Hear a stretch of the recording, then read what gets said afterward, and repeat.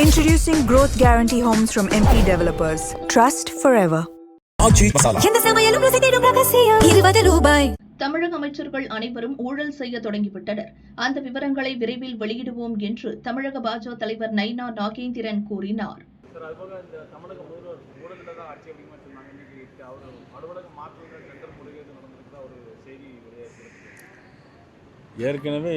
நான் ஏற்கனவே பலமுறை குறிப்பிட்டிருக்கிறேன்.